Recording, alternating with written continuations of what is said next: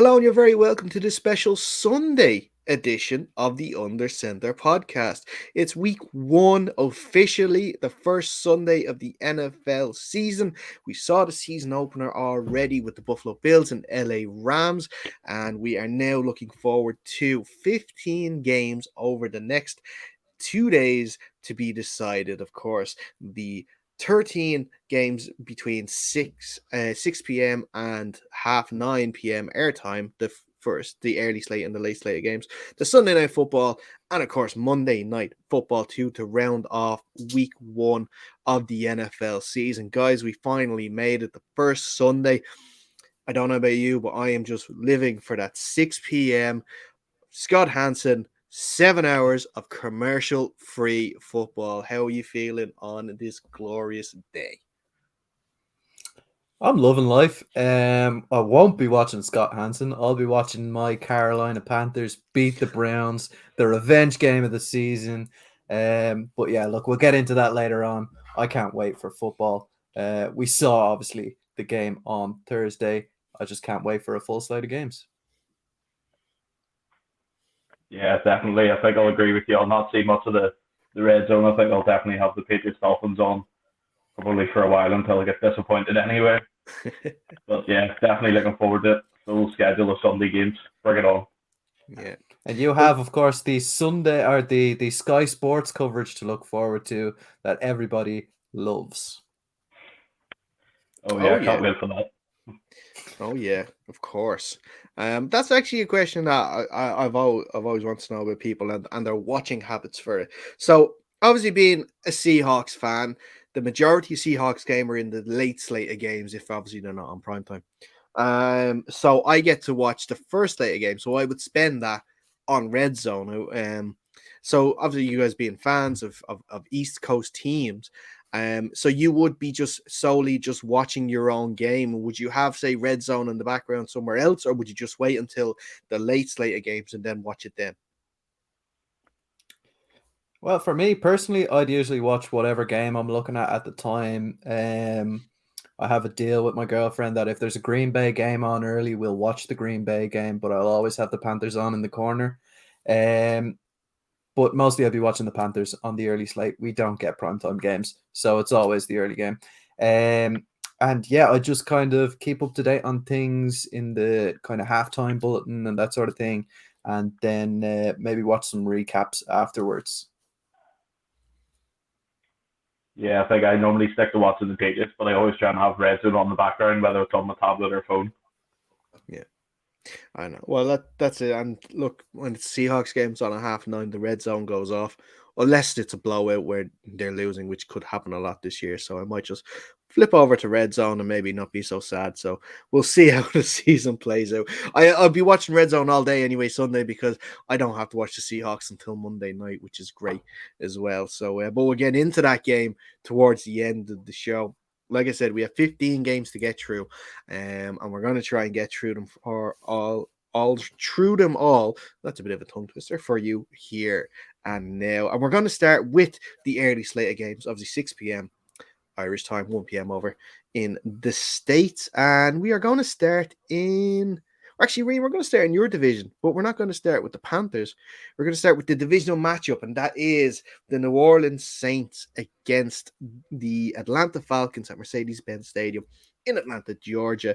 An early divisional matchup. This is the first regular season game for new head coach Dennis Allen. Normally being getting the defense ready. Now he's got to get the whole team ready for this one. The return of Jameis as well after his injury. We'll see what is going to happen. I think the Saints have a sneakily underrated receiving core this season with Chris Olave, Jarvis Landry, and the returning Michael Thomas. But the caveat is, what Michael Thomas are we going to get this year? We'll find out on Sunday what it's going to be like. On the other side, we talked about in our award show earlier on in the week about Drake London. He is going to get welcomed to the NFL, probably by Marshawn Lattimore, who'll be keeping an eye on him this week, and we'll see what Marcus Mariota is like. I am going to go for a New Orleans Saints win here. I think with the weapons they have on offense, is going to be too much for that Falcons defense. But Rain, I'll start with you on this one since it is your division. What are your thoughts on this game? Couldn't agree with you more. The Saints are one of those outside teams that could topple the Buccaneers as the winners of the NFC South this season. As you said yourself, they do have a scary good receiver core, particularly when you compare them to the receiver cores that have gone in the past, which have been Michael Thomas and no one, Michael Thomas and no one, and Michael Thomas and no one. So yeah, I think they are in with a shout of being that divisional champion. I don't think they're going to do it, but they're definitely a lock over the Falcons this week. I'd probably put them 7 to 14 point favorites on this one.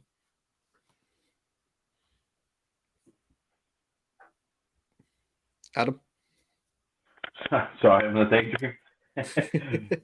Yeah, I would tend to agree with that. They do have a scary good receiving core, and it could be sneaky good at the same time.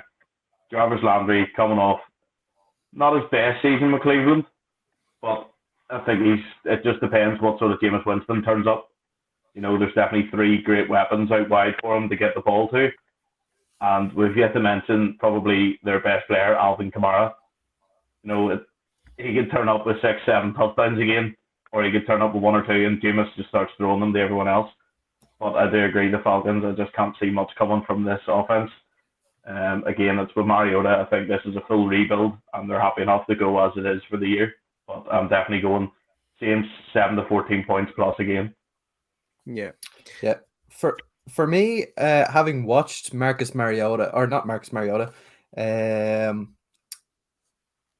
Jesus, I've forgotten his name. The Saints quarterback. Jameis Winston. I've watched him struggle in that NFC South for a long, long time now. And really, I can't understand it. He has all of the potential to be a very good player. And I think now the Saints are getting to the point where they have the players around him to make him a good player. So I think this is going to be a big season for Jameis Winston. So yeah, I'm not looking forward to seeing him play in our division, but I'm looking forward to seeing him actually being able to succeed for once. Okay, let's move on then, and we are going to let's do it. Let's have a look at the Cleveland Browns and the Carolina Panthers. Rain, I'm going to let you start on this one. I think this is a game that the Carolina Panthers need to win if they are really making a claim to be a competitive team in this league. You're coming up against a second string quarterback, a third string center. You need to be winning that game, particularly on the defensive side of the ball. And then it's important for Baker Mayfield to start throwing touchdowns early and often. I think we need to stop relying so much on Christian McCaffrey, get him to touch the ball maybe 30 times per game, say 20 carries, 10 receptions, but no more than that. We've seen him in the past kind of get 40 touches in a game, and that's too much for a running back. You're going to injure him. But for me, the Carolina Panthers do take this game. It's going to be a close one, around about 3 points. Yeah, I actually have it going exactly the same way, Rain. Definitely, I think Baker Mayfield's going to come out and just try and thrash this Browns. He knows exactly what to do against this defense. He did it week after week for the last couple of years, and he's going to know where to pinpoint, who to go after. And it just depends on the offensive line trying to keep out Myles Garrett. But I do see, as you say, the third string center, Jacoby Brissett and the QB. I'm definitely going for the Panthers on this one. Yeah, that is the one thing, though, that you brought up that does concern me. It's Myles Garrett versus the rookie in Ike Ekwonu. Obviously, I think Ekwonu is going to be a starting left tackle in this league for a long, long time. He's going to be the franchise guy out there. But it's his first ever game in the NFL, and he's coming up against a monster in Myles Garrett. I think it's going to be a tough game for him, but we just need to see him win more reps than he loses. And I think we have the potential to see that happen. So I'm optimistic. Yeah, I think this is going to be a defensive battle. I think that both offenses have their issues and limitations, but there's going to be one part of it that is going to win this team the game, or this certain team the game, which I'll get to in a second. One thing that we haven't touched on is on the Browns offense.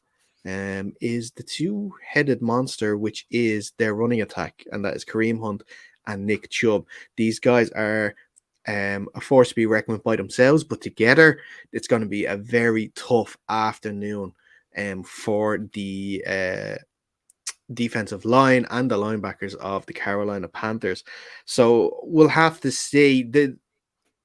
The quarterback play obviously is going to be quite questionable, especially if they load the box to stop that running attack and to see what Jacoby Brissett can do.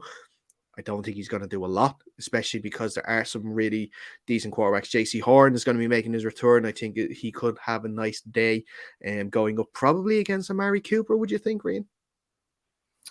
I think the plan is to have JC Horn playing in the slot, surprisingly. Okay. So it'll probably be Dante Jackson up against Amari Cooper, and then Donovan Peoples-Jones covered by CJ Henderson, which I think all of those battles are being won maybe by the Panthers, with the exception of maybe Cooper getting a few reps won against Jackson. Right. Okay. Well, I'm going with the Panthers in this game.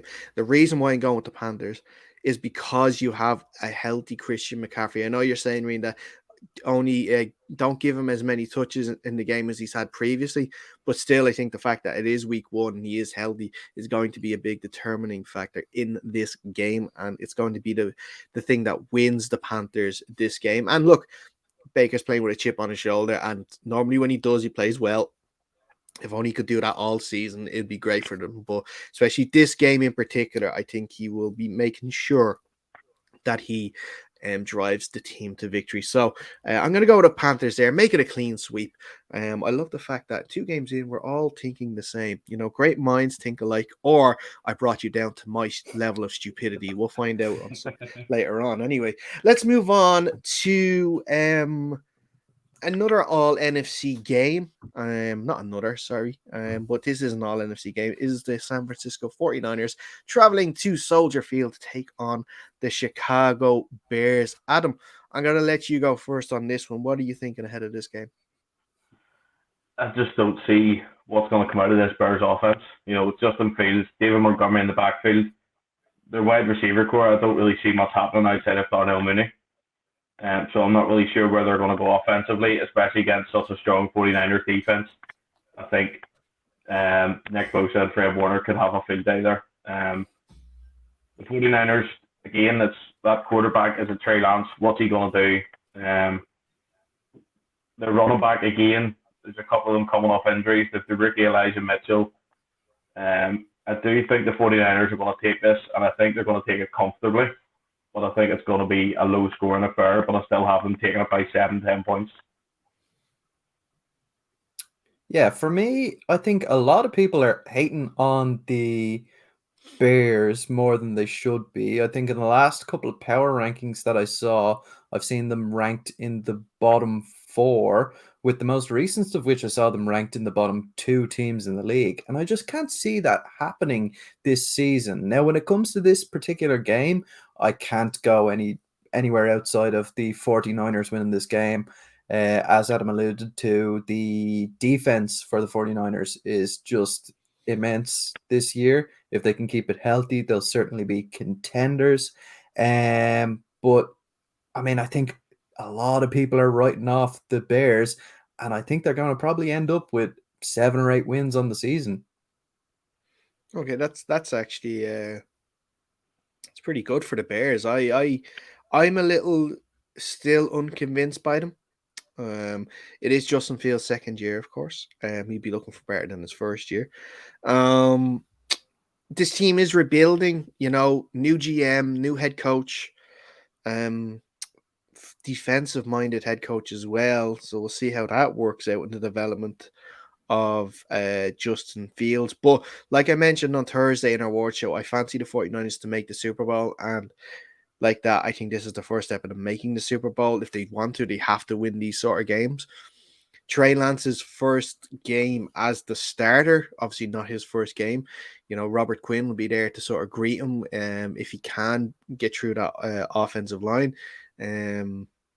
We'll see. We'll see with that running attack. It'd be interesting to see how much Deebo Samuel is going to be used. If he's going to be used primarily as a receiver, or they're going to bring him back and involve him in that running game this year. It'll be interesting to see. Brandon Ayuk, there's a lot of hype around this year, and of course you can't forget about George Kittle, one of the best tight ends in the game too. But there's too many offensive weapons there to smother that that Bears defense, and on the opposite side, with the likes of Nick Bosa and that questionable, maybe C grade best offensive line of the Bears. It could be a long day for Justin Fields as well. So we'll wait and see. But I can't see anything other than a 49ers victory as well. Let's move on to an AFC North matchup. It's the Pittsburgh Steelers traveling to take on the Cincinnati Bengals. Of course, the Bengals playing their first game since that Super Bowl loss to the Rams last year, and they'll be hoping to go one step further. And this is going to be a difficult start for them. Mitch Trubisky named QB1 for the time being, at least, in Pittsburgh. TJ Watt is going to be interesting now to see him and Cam Hayward again on that defensive line. Interesting, especially because he's going up against the newbie in Lyle Collins as well, and as long with Alex Kappa, the two big additions on the offensive line for the Bengals. The Steelers weren't great against the run last year.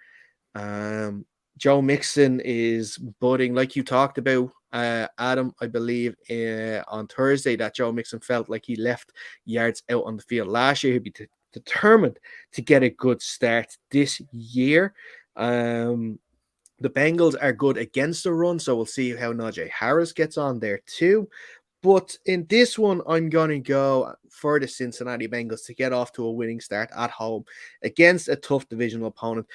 Probably not the high-scoring game that we think, because these AFC North games are always low, grudge matches that defenses dominate. But I will start with you, Rain, on this one. What are you thinking, Steelers and Bengals? Yeah, well, to start with, if I was a betting man, I'd be betting the under. I think it is, as you say, going to be a low-scoring game in this one. This one was tougher for me than the bookies maybe made it out to be. They have the Cincinnati Bengals as favorites in this one. I'm not 100% sure on that. I still have them winning the game, but only by a score. And that's simply down to Joe Mixon being in that backfield for that team, and obviously Joe Burrow coming off an excellent season last season. I think he's going to get better from here.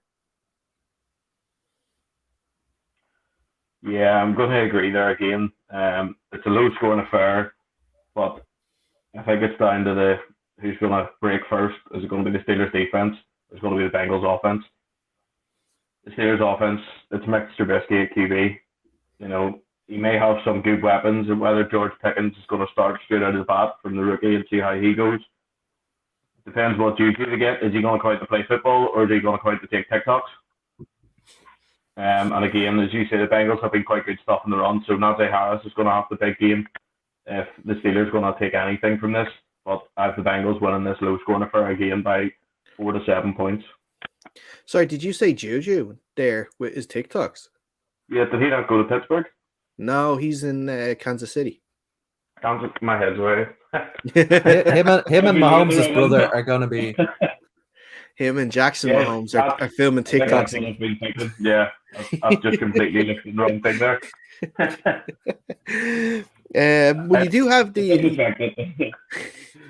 you do have like on that Pittsburgh team, you do have some exciting wide receiver talent. You've got Chase Claypool, who's coming off surgery. You've got Dante Jackson. You've also got the rookie George Pickens, there's a lot of hype on after the preseason, mostly because he was pushing defenders down on a run play, or which caught a lot of hype. But yeah, I'm gonna go with the Bengals on this game myself and see how we get on there. Let's move on to Yeah, let's do it. Let's move on to Adam's favorite team in the NFC, and that is the Philadelphia Eagles traveling to Detroit to take on the team of hard knocks. That is Dan Campbell's Detroit Lions. And Adam, I'm going to let you go first on this one. What are you thinking? Eagles at Detroit. I may have picked the Eagles to win the Super Bowl or to get to the Super Bowl on Thursday night, but I do have the Lions taking this one. I think the home crowd's going to be the biggest act for them, and I think Aiden Hutchinson's going to have a monster game to start off from that edge. I think Jared Goff could have a decent game with Amon-Ra St. Brown, or is he going to hand it off to DeAndre Swift? But I do have Detroit winning this one. I think Jalen Hurts is going to have a tough start. I think Aiden Hutchinson is going to have his way with him, and I'm going to take the Lions on this one by 7. I tell you, I'm glad that Adam has had such a brain fart on this one, because we were going to go 5 for 5, I think, in terms of our picking. I'm obviously going with the Eagles on this one. There's way too much talent there, even for noodle arm Jalen Hurts to get involved in making this team lose. It's going to be the Eagles, and it's going to be by double digits. Yeah, I have the Eagles here. Everybody loves the Lions from last year. You know, you got to help but like how Dan Campbell is and press conference, stuff like that. He's retooled a lot of aspects, and he's gotten some good players in this year. But the one thing that he still has from last year that's going to be a problem, that's Jared Goff. You know, I think that Jared Goff is sort of, last season he was shown to be the sort of ordinary quarterback. The offensive line wasn't great, obviously, last year. It's still not great this year. But I think Goff is going to struggle, especially with this Eagles defense, you know, with Brandon Graham and Hassan Reddick on the line, with Fletcher Cox too. You've got Darius Slay and James Bradbury in the corner positions, just waiting to pick off an errant pass. And then in the safety position, obviously CJ Gardner-Johnson, who they traded for a couple of weeks ago too. Like, this Eagles defense is mean looking, and I worry for the Lions in this one. So we'll have to see. But I am going to go for an Eagles win on this game. We are going to take a quick break, but when we come back, we are going to be speaking about more of the games on this week 1 of the NFL season. You know why man's so different this year?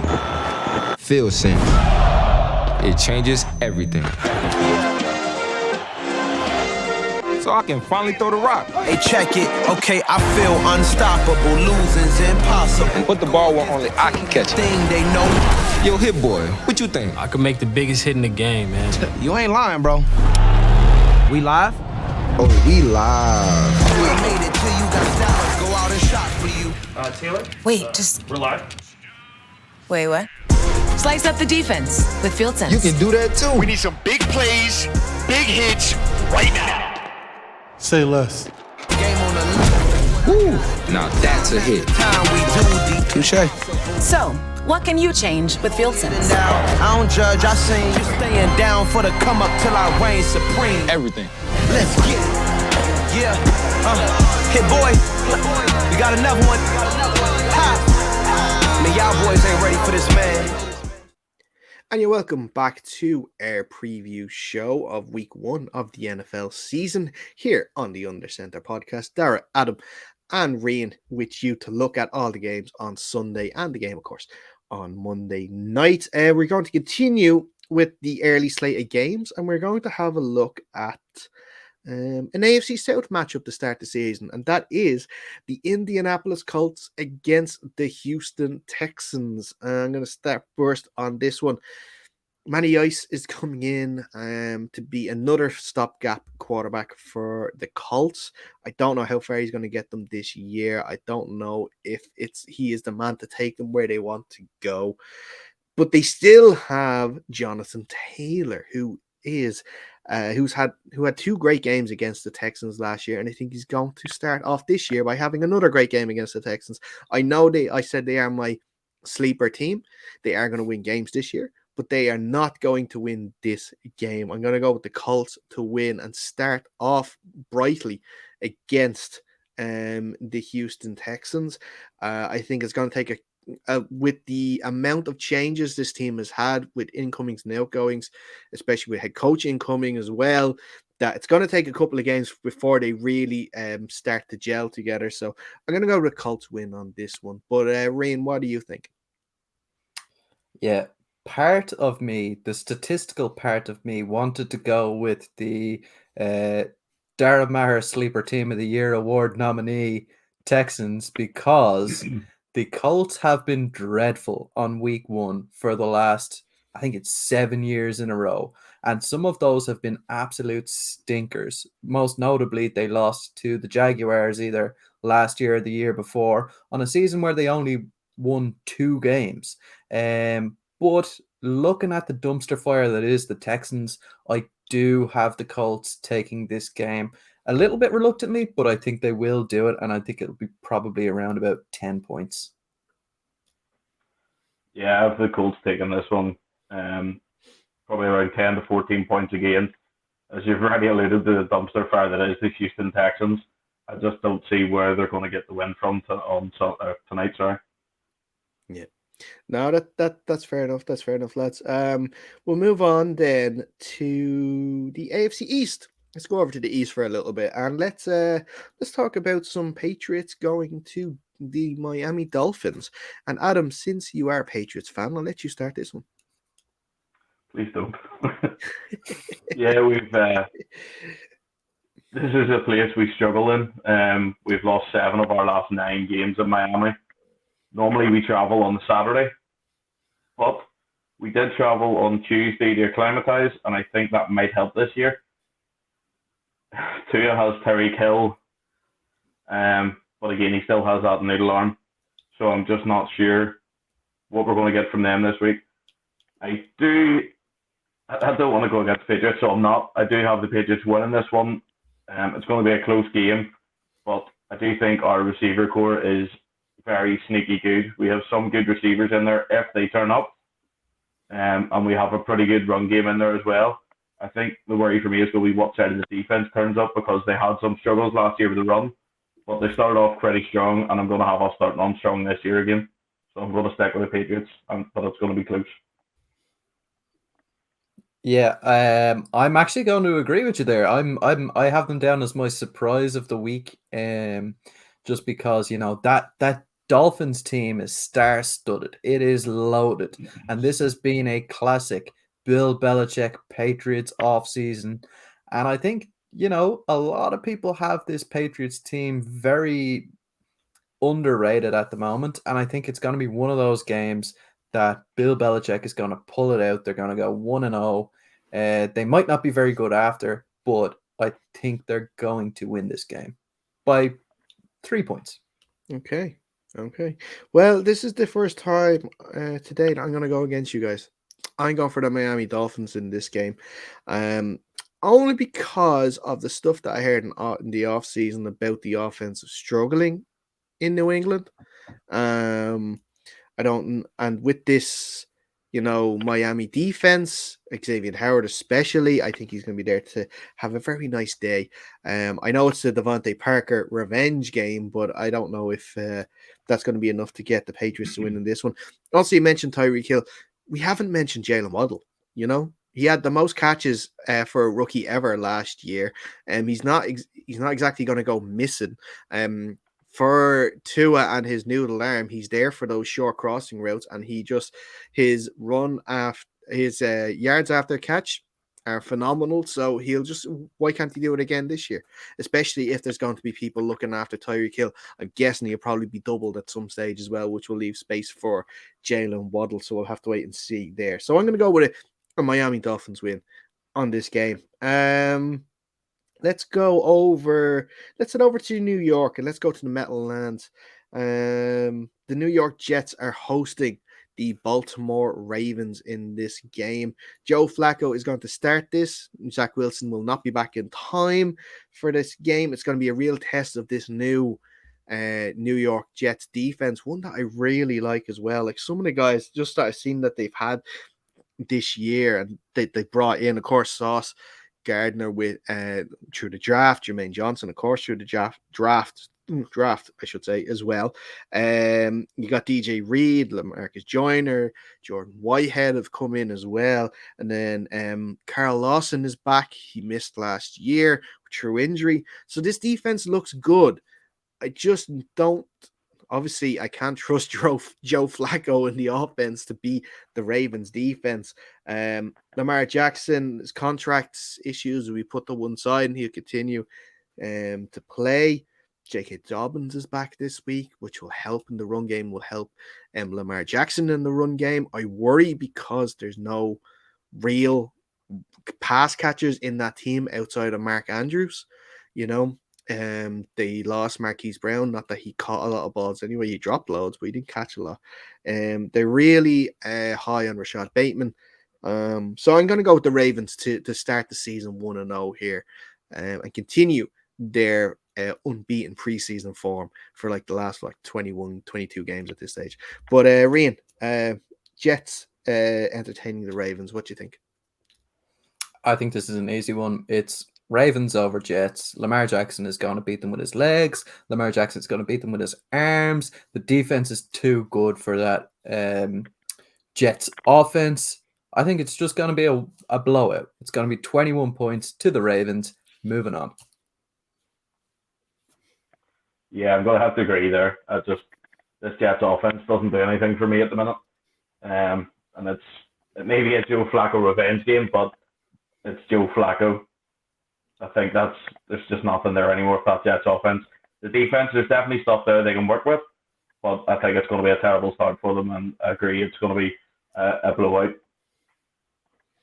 All right, fair enough. Let's move on then to the last of the games in the early slate, and that is Fion's Washington Commanders entertaining the Jacksonville Jaguars. And Rian, I'll let you go first on this one since you are, of course, a Malloy. So we'll get a Malloy's perspective first on the Washington Commanders.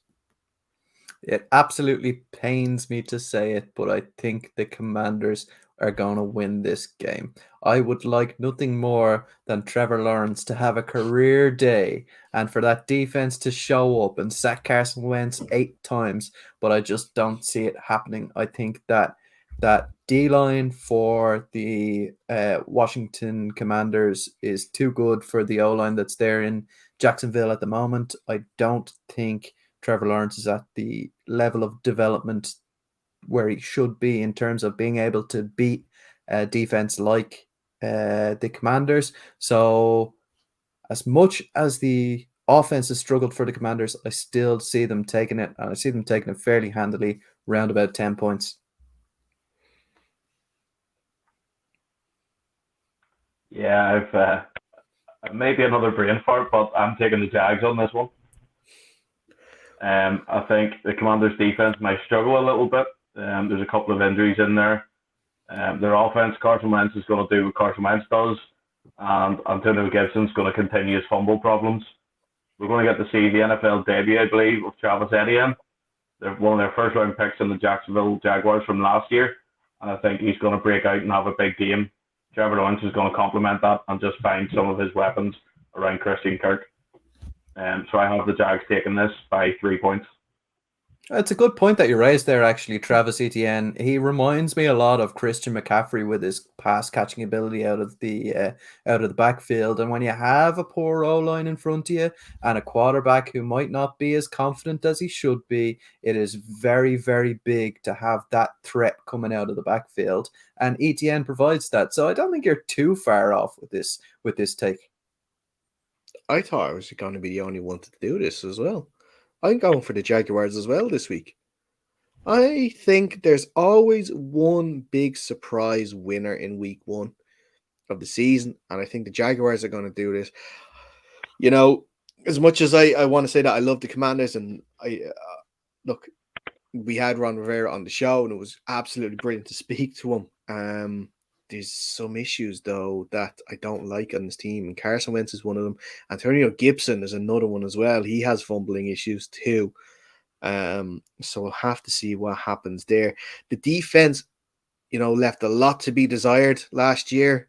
Jack Del Rio kept his job, especially from the poor team performance and from, the stuff that he was saying in the offseason too. I don't know. I don't think that enough's been done on this defense to make it any better. I think Chase Young's on track, isn't he, to play this week as well? We'll see what he's. No, Is he not? he's on He's on the no pup more. list. at the moment. Yeah, he's on the out for pup. 4 games at least. Yeah. Okay, so that even cements my decision even more to go with the Jaguars, and I think this is going to be the surprise of the weekend. I think the Jaguars are going to start the season 1-0 with Trevor Lawrence and Doug Peterson coming to Washington and going home with the W. So that's the end of our first slate of games. We're going to take a quick break, and when we come back, we're going to look at the rest of the games for Sunday. And welcome back to the third and final part of today's show. Before we get back into the games, of course, this show is brought to you in partnership with the Locker app. That is the new app that you need to get for all of your sports news, customized to the way you want it. You choose the sports you want to hear about. It has articles from all the best publications that you can read just in the one place, so you're not having to go to 20 other different apps to get the content that you need. So that is the Locker app. Get it from the Play Store or the App Store as well, and download it there now today, just in time for the games today on the Sunday. We looked at the first slate of games, and we're looking now at the late slate. All of them kicking off at 4:25 Eastern time or 9:25 Irish time. We are going to start with Jake's beloved New York Giants traveling to Nashville to take on the Tennessee Titans. This is not going to be great for the Giants, guys. I'm going to be honest here. This is not going to be great. Derrick Henry is back, and he's hungry after the disappointment at the end of last season. Treylon Burks with his NFL debut, Robert Woods with his debut for the Titans as well. They did lose. Who was it that they lose? Was it AJ Brown? Sorry, no, not AJ Brown. AJ On the Brown. defense, they lost someone. Was it Landry? They lost, wasn't it? They lost Landry on the defense for the season. Shaking your. We're meant to know. Yeah. No, I remember. It is Landry. We're meant to know what we're talking about here, Ryan. What are you doing here to me? You're killing me. The Giants D isn't great, and Kayvon Thibodeau, who is their bright shiny new toy coming out of the draft, is still questionable to play. It's a building year. It's going to be tough. I'm going for the Titans in this game. Adam, what are you thinking? I'm going for a Titans blowout here. Derrick Henry's just going to run all over this defense. It's still maybe Tannehill there, and he's got a few weapons that he can utilize. I don't think he's going to need to, because Derrick Henry's I think he's going to have a monster game. Yeah, for me, I did a bit of stat crunching in this one, and in teams that made the playoffs the previous season versus teams that didn't in week 1 of the season, usually the bookies give a strong favorite to the team that did make the playoffs, and often it doesn't work out that way. So I thought, am I going to take the Giants as my upset of the week? And then I realized the Giants are a dumpster fire. The Daniel Jones cannot keep the ball in his hands. He is a turnover machine. Coming to go up against that defense as well, it's been very strong for the past few years in Tennessee. I don't see them doing anything there now. They have improved in the offseason, the Giants. Don't get me wrong. Thibodeau looks to be good. They've gotten rid of that coaching staff who were abysmal last season. So there are positives there, but I just don't see them winning this game. It was a very tough one for them to get off the mark in week 1, and I don't think they're going to do it. Yep, I totally agree. It's a clean sweep here for this one to start off the second slate of games.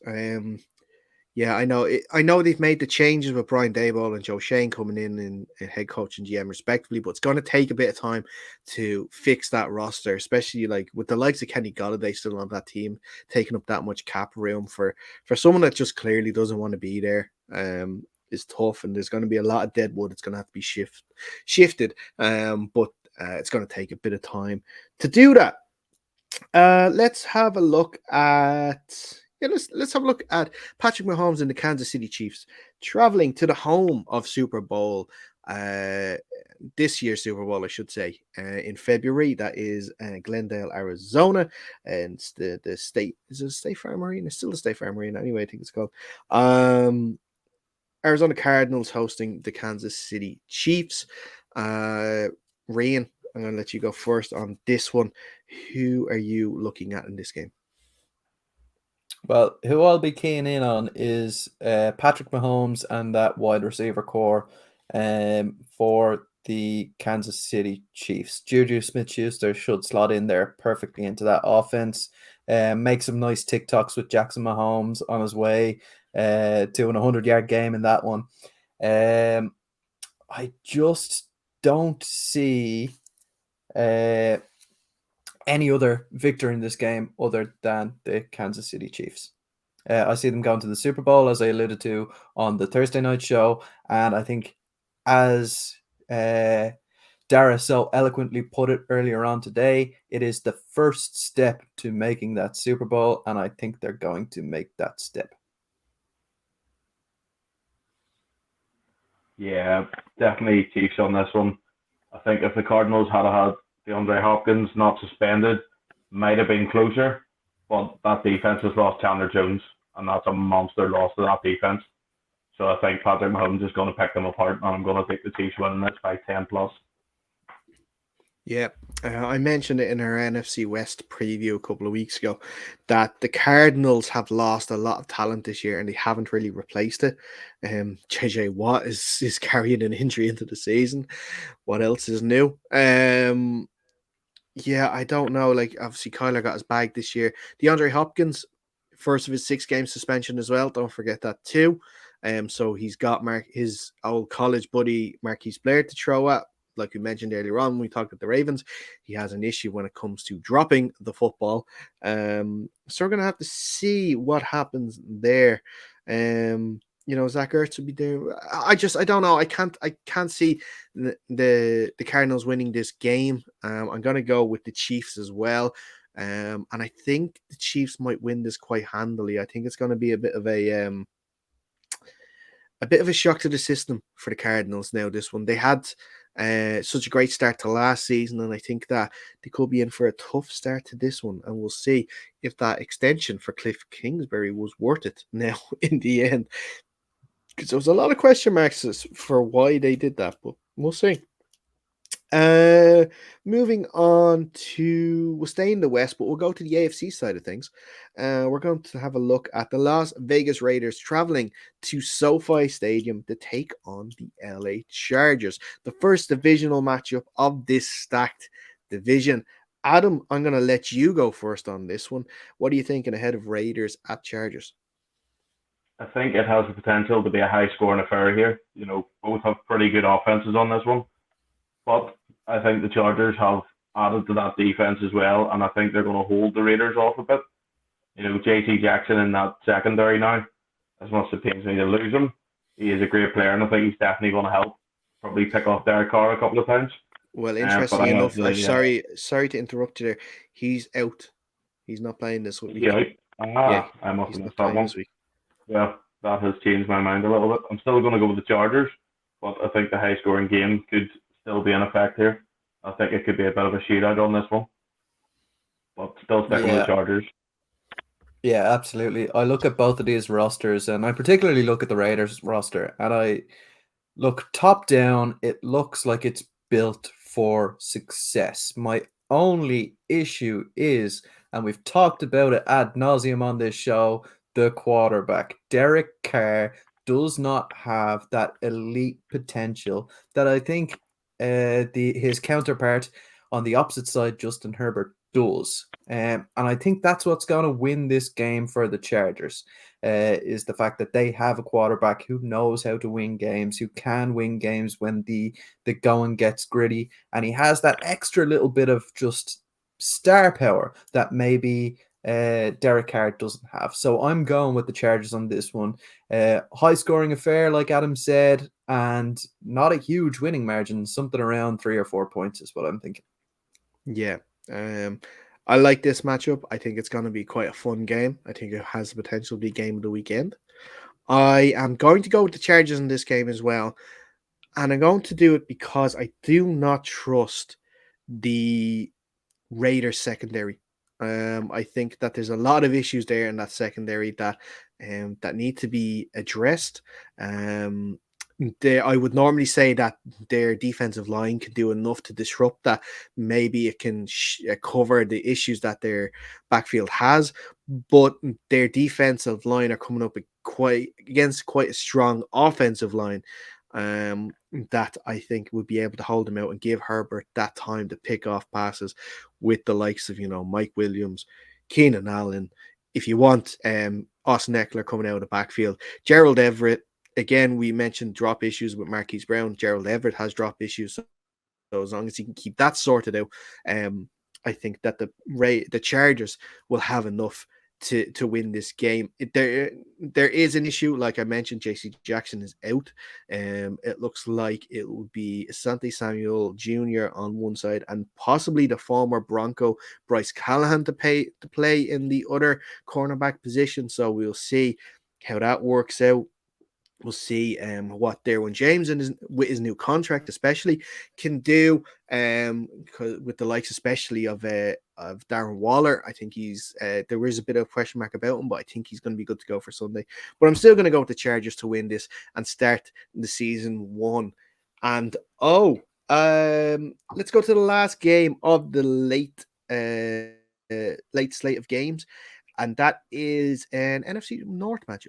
That is the Green Bay Packers traveling to Minnesota to take on the Vikings. I'm going to go first on this one, and I'm actually taking the Vikings on this. They beat them last season in the same fixture in their house. I'm interested with this stuff with Kevin O'Connell. I'm not convinced by the Packers receiving core like Sammy Watkins and who's the other guy? Alan Lazard, trying to have them make up for the amount of lost yards and lost touchdowns that of Devontae Adams. So I'm going Vikings on this one. Adam, I'll go with you first on this. What is your thoughts ahead of Packers or Vikings? Yeah, I have to agree with the Packers receiving core. It's definitely the thing that has swayed my way going to the Vikings here. I think the only thing that's going to keep the Packers in the game for some time is going to be their defense. I think the Vikings are going to eventually break them down, but it's going to take a while for them to do it.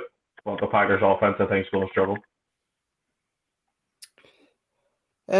Yeah, look, I toyed with the same opinions that you guys were having in terms of that offense on the Vikings side of the ball. I like Dalvin Cook. I'm hoping he has a big game for my fantasy football team. But at the same time, I think people are underrating a little bit the offense that they have there in Green Bay. Traditionally, the offensive line is stellar down there. They're getting David Bakhtiari back. I believe he's going to be good to go for week 1. That's the story that's out at the moment.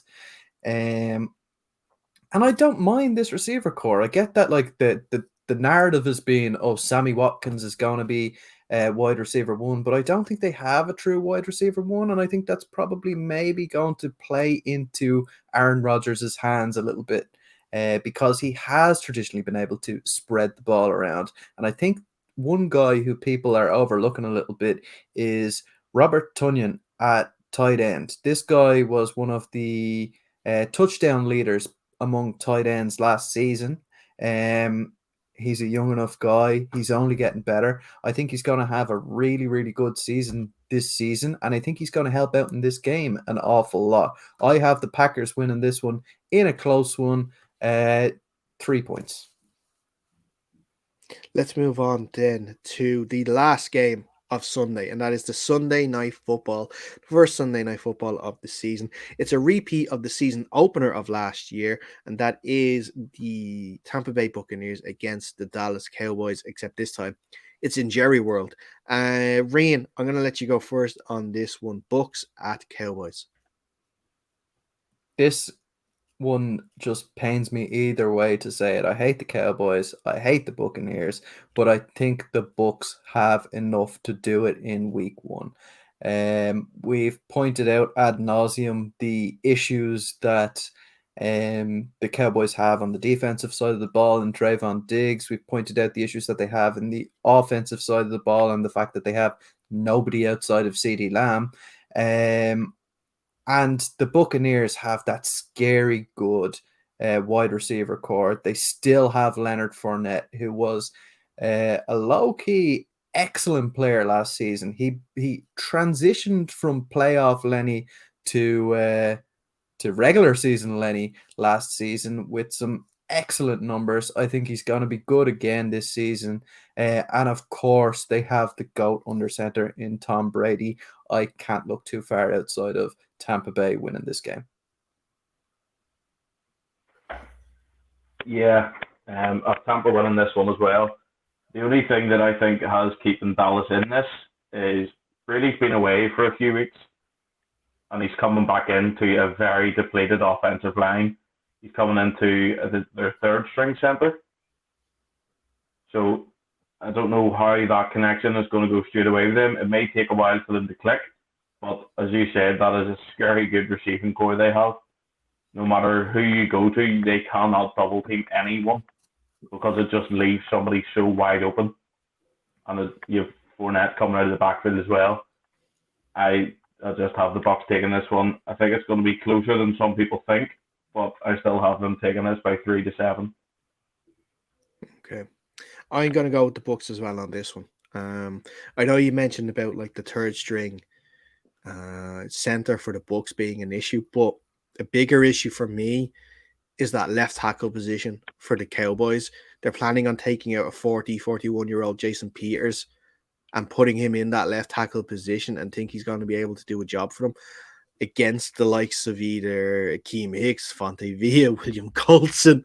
You know, if Shaquille Barrett wants to blitz, have a go at it, or if Levante David or Devin White want to blitz, like there's so many different ways that defense can come at you, and I think they're going to really struggle, especially with the likes on the receiver side.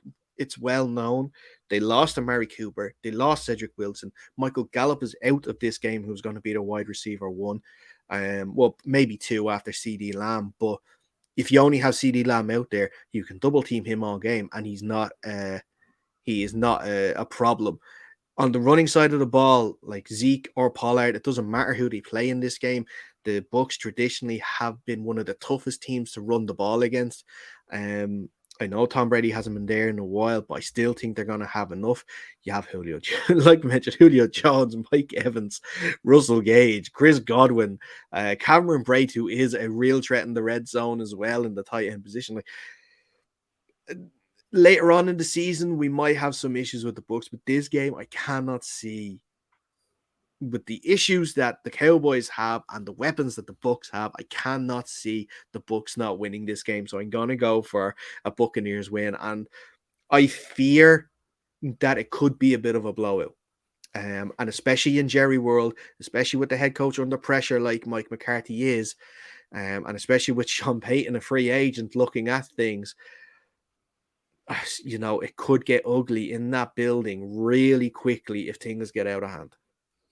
100%. Yeah, that if that is a blowout game week one, those Cowboys fans, we know they're very passionate. That's one thing we can say about the Cowboys that's positive, but they're going to be baying for blood. Now, in terms of Sean Payton, I still think he's actually contracted to the Saints. They'd have to give something up to get him. I think, even though he's retired. Right. Yeah, I think yeah. But I mean, it is Jerry Jones. I think he probably would go out there and give up a draft pick or whatever he needs to do to get somebody like that in the building. But yeah, if this one goes badly, the fans are definitely going to be baying for blood, and I think Mike McCarthy's going to be very much on the hot seat. Yeah. I don't think they'd get rid of him after week 1, but it would just No. set a trend, or it would set a wheel in motion that I don't think he'd be able to stop. Right. But I think then that is it. That's all the games. We hopefully will be back tomorrow to review the all of Sunday's action. Guys, as always, thank you so much. Yeah, it's been a pleasure. Yep, thank you.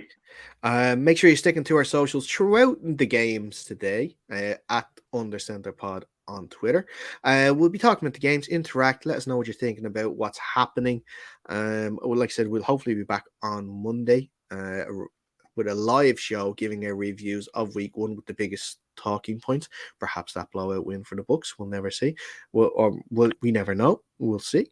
That Baker Mayfield revenge game that he won, or did he throw it away? We'll find out. We'll see. Could the Patriots come back against the Dolphins? And we'll look ahead, of course, to the Monday Night Football game where the Seattle Seahawks will be hosting the Russell Wilson-led Denver Broncos. It's actually happening. The Russell Wilson's coming to Seattle, not wearing a Seahawks jersey. We've been talking about it for months and months since the schedule came out, and now it's actually here.